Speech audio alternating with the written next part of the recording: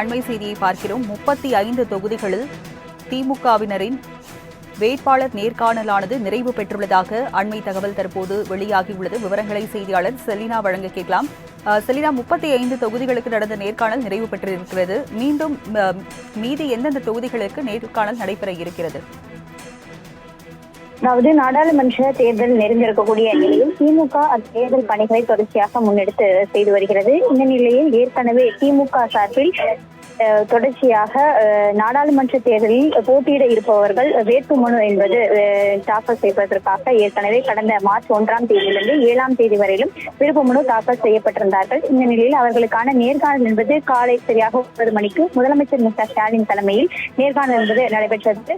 அதில் திமுக பொதுச் செயலாளர் துரைமுருகன், பொருளாளர் டி.ஆர். பாலு ஆகியோர் தலைமையிலும் இந்த நேர்காணல் நடைபெற்றிருந்த நிலையில் அனைத்து தொகுதிகளுக்கும் நேர்காணல் என்பது நடத்தப்பட்டிருக்கிறது. குறிப்பாக கூட்டணி கட்சிகளுக்கு ஒதுக்கப்பட்டிருக்கக்கூடிய 5 தொகுதிகளை தவிர மீதம் இருக்கக்கூடிய 35 தொகுதிகளுக்கும் நேர்காணல் தற்பொழுது நடைபெற்று நிறைவு பெற்றிருக்கிறது. அதே போல யார் யாருக்கெல்லாம் எந்தெந்த தொகுதிகள் என்பது தொடர்பான ஒதுக்கீடு என்றும் திமுக சார்பில் அதிகாரப்பூர்வ அறிவிப்பினும் வெளியிடப்படாமல் இருக்கக்கூடிய நிலையில் 35 தொகுதிகளுக்கான நேர்காணல் நடைபெற்றிருக்கிறது. மேலும் காங்கிரஸ், அதே போல மதிமுக, கம்யூனிஸ்ட் ஆகிய 4 கட்சிகளுக்கு எந்தெந்த இடங்கள் வழங்குவது என்பது தொடர்பான அதிகாரப்பூர்வ அறிவிப்பு ஓரிரு நாட்களுக்குள் வெளியாகும் என்று எதிர்பார்க்கப்படுகிறது. இந்த நாடாளுமன்ற தேர்தலை பொறுத்தவரையிலும் திமுகவை பொறுத்தவரையிலும் 21 தொகுதிகளில் தனித்து போட்டியிட இருக்கிறது. இந்த நிலையில் தான் அவர்களுக்கான அனைத்து தொகுதிகளையும் நேர்காணல் நடத்துவதற்கான திட்டம் என்பது போடப்பட்டு காலை முதல் நடைபெற்றது.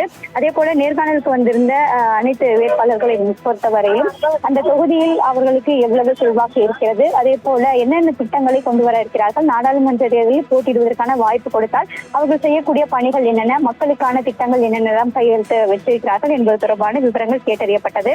அதன் தொடர்ச்சியாக தற்பொழுது நேர்காணல் நிறைவு பெற்றிருக்கிறது. குறிப்பாக தூத்துக்குடி தொகுதியை பொறுத்தவரையிலும் கடந்த முறை நாடாளுமன்ற தேர்தலில் போட்டியிட்டு வெற்றி பெற்ற கனிமொழிக்கு 100க்கும் அதிகமானவர்கள் ஆதரவு விருப்ப மனு என்பது அளித்திருந்தார்கள். அதன் அடிப்படையில் கனிமொழி என்று போட்டியின்றி தேர்வாக வாய்ப்பிருப்பதாகவும் தெரிவித்திருக்கிறார்கள். குறிப்பாக கனிமொழிக்கு எதிராக யாருமே விருப்ப மனு தெரிவிக்காத நிலையில் கனிமொழி மட்டுமே தூத்துக்குடி தொகுதிக்கு விருப்ப மனு அளித்திருக்கிறார்கள். அதே போல மீதம் இருக்கக்கூடிய அனைத்து கட்சிகளுக்கும் ஓரிரு வேட்பாளர்கள் விருப்ப மனு என்பது அளிக்கப்பட்டிருக்கக்கூடிய நிலையில் அனைவருக்குமான நேர்காணல் என்பது நடத்தப்பட்டிருக்கிறது. யார் யாருக்கெல்லாம் அந்த தொகுதிகள் வழங்கப்பட இருக்கிறார்கள் என்பது தொடர்பான விவரங்கள் நேர்காணல் நிறைவு பெற்றிருக்கக்கூடிய நிலையில் அதிகாரப்பூர்வ அறிவிப்பு திமுக சார்பில் இன்னும் சற்று ஓரிரு தினங்களுக்குள் வெளியாகும் என்று எதிர்பார்க்கப்படுகிறது.